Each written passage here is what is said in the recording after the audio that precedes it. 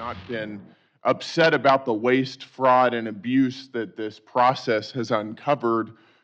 Rather, they've been angry that the fraud has been exposed at all. We found that for decades, the administrative state has been weaponized against the American people. We can give example after example of flagrant abuses of American taxpayer dollars. We've heard of some of them earlier, but I'll name a few more.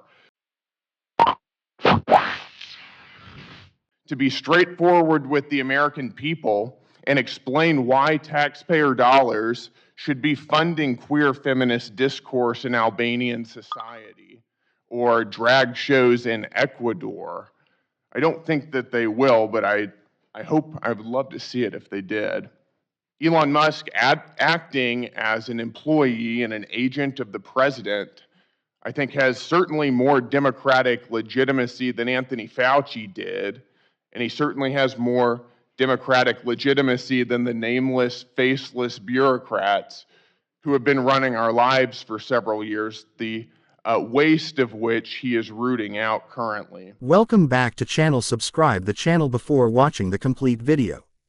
Rep. Brandon Gill's headline-grabbing confrontation with Representative Ilhan Omar. A flurry of tweets, a petition, and sharp committee questioning has amplified his profile but has not and cannot end Omar's political influence. What it does reveal is a modern playbook for leveraging cultural grievance into attention, fundraising, and legislative theater.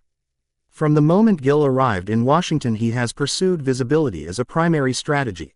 A 20-something to 30-something freshman who grew a media platform, courted high-profile endorsements, and then translated that brand into a campaign for Congress, Gill has shown he understands the mechanics of modern conservative celebrity politics. He is the product of a conservative media ecosystem that rewards viral clips, blunt messaging, and theatrical attacks on prominent Democrats. His biography and track record demonstrate an explicit effort to be a combative, attention-seeking legislator rather than a policy wonk. Journalistic profiles show Gill leaning into that strategy, founding a pro-Trump outlet, appearing repeatedly on right-leaning shows, and embracing incendiary lines that play well on social platforms. What matters about the Gill-Omar episode is not the one-line soundbites but the mechanics, how a freshman member weaponises outrage to raise money, pull eyeballs, and force opponents to respond.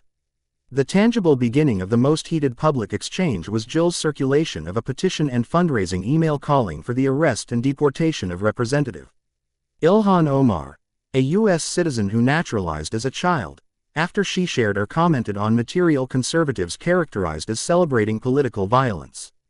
That petition and the fundraising pitch were widely reported and immediately became the focal point of the dispute. Reporting at the time documented Gill's email to supporters urging them to sign a petition to arrest and deport Omar, language that moves beyond conventional policy disagreement to an explicit threat against a colleague's citizenship status. Omar's response was swift and pointed. She labeled Gill's campaign as a clout chase and, in some outlets, replied with sharp public criticism that framed his tactics as xenophobic and dangerous. The exchange quickly migrated to a wider media ecosystem where both sides zeroed in on narratives that their respective audiences would find mobilizing.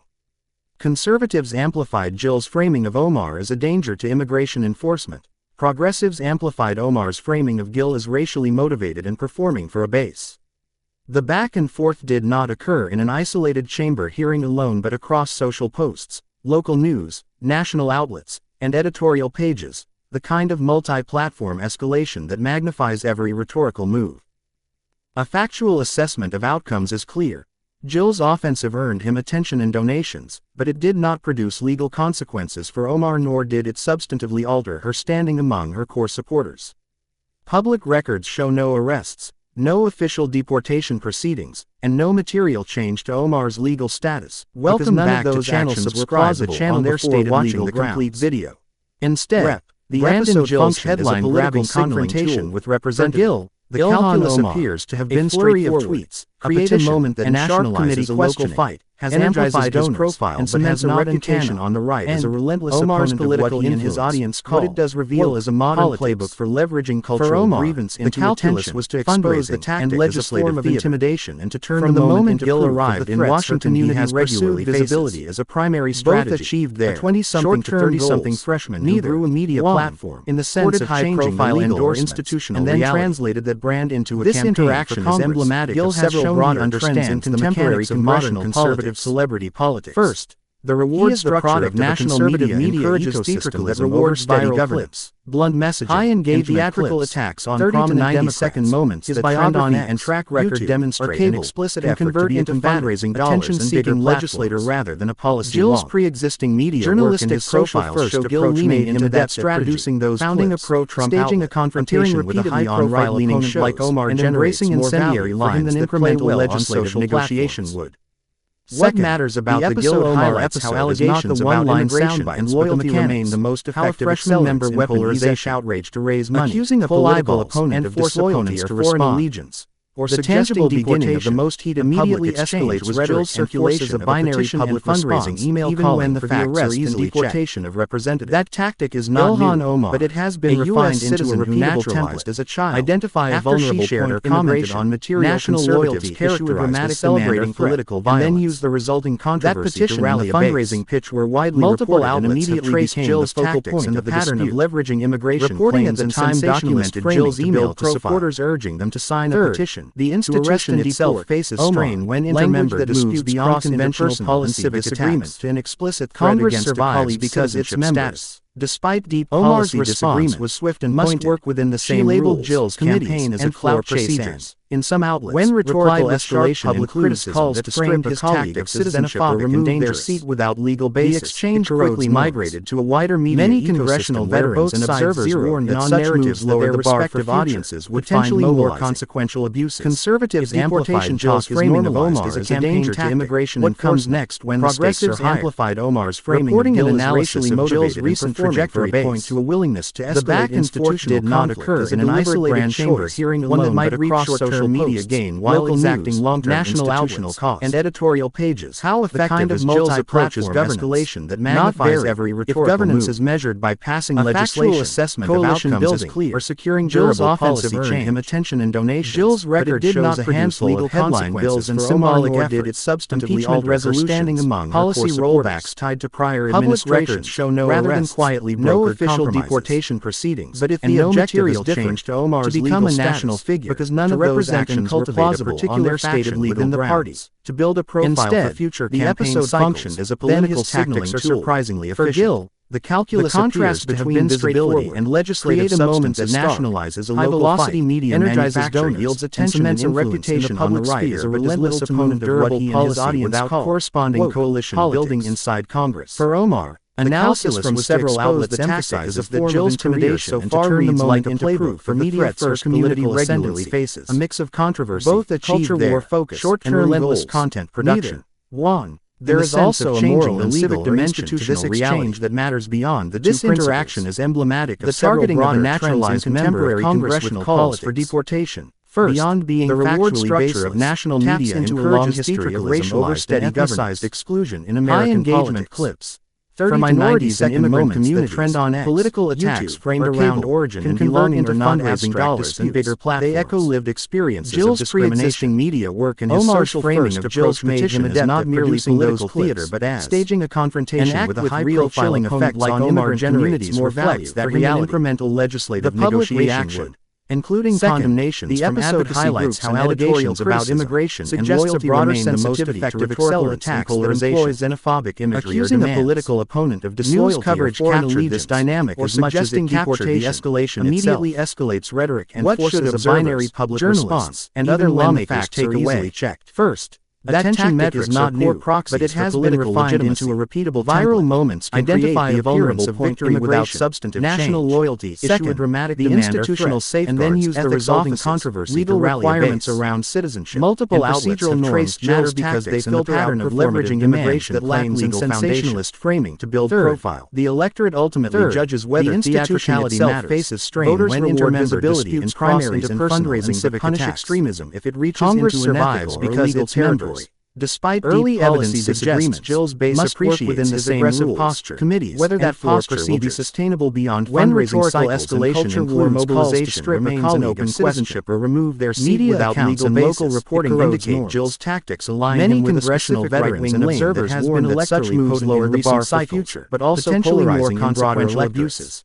If deportation talk is normalized for those who care about the health of democracy, what comes next when the stakes are higher should be a prompt to strengthen civic analysis of Gill's recent trajectory point to a willingness to escalate institutional legal clarity around citizenship and deportation, one that might reach norms against weaponizing identity or practical constitutional cost. Congressional colleagues can also reclaim civility by refusing to amplify baseless attacks is measured by passing legislation resolved in the coalition verified or securing durable policy rather than in fundraising emails. Gill's record shows a handful of headline bills and symbolic efforts from this episode. It is straightforward. Policy can dominate headlines, prior administrations, but it cannot permanently rather than quietly brokered compromises, governance, or the legitimacy but if the objective is following established to become a national figure. In short, represent and Brandon Gill's offensive against Ilhan Omar accomplished exactly what a modern campaign media-savvy culture warrior tactics are surprisingly efficient. Attention. The contrast between visibility and legislative substance not the termination of an adversary's media manufacture yields attention and influence in the public sphere. Headline line: the culture war policy produces corresponding coalition building inside American politics. Analysis from several outlets emphasizes and that Gill's career so far reads remains in place to stop the performative from becoming permanent. A mix of controversy. That does not mean the tactics are harmless and relentless content in aggregate. What there is also a moral and the modern transmutation of outrage matters beyond the two principles. Whether that's the targeting of a naturalized member or simply more moments on cable TV is, beyond being factually an empirical question, taps into a long history of racialized and ethnicized exclusion in American politics. For minorities and immigrant communities, political attacks framed around origin and belonging are not abstract disputes, they echo lived experiences of discrimination. Omar's framing of Gill's petition is not merely political theater but as an act with real chilling effects on immigrant communities reflects that reality. The public reaction, including condemnations from advocacy groups and editorial criticism, suggests a broader sensitivity to rhetorical attacks that employ xenophobic imagery or demands. News coverage captured this dynamic as much as it captured the escalation itself. What should observers, journalists, and other lawmakers take away? First, attention metrics are poor proxies for political legitimacy. Viral moments can create the appearance of victory without substantive change. Second, the institutional safeguards, ethics offices, legal requirements around citizenship, and procedural norms matter because they filter out performative demands that lack legal foundation. Third, the electorate ultimately judges whether theatricality matters. Voters reward visibility in primaries and fundraising but punish extremism if it reaches into unethical or illegal territory. Early evidence suggests Gill's base appreciates his aggressive posture. Whether that posture will be sustainable beyond fundraising cycles and culture war mobilization remains an open question. Media accounts and local reporting indicate Gill's tactics align him with a specific right-wing lane that has been electorally potent in recent cycles, but also polarizing in broader electorates.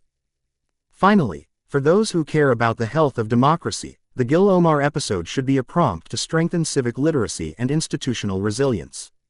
Fact-checking, legal clarity around citizenship and deportation, and robust norms against weaponizing identity are practical countermeasures. Congressional colleagues can also reclaim civility by refusing to amplify baseless attacks and by insisting disputes be resolved in the arena of verified facts and the rule of law rather than in fundraising emails and social media stunts. If one lesson emerges from this episode, it is straightforward. Theater can dominate headlines, but it cannot permanently substitute for policy, governance, or the legitimacy that comes from following established rules.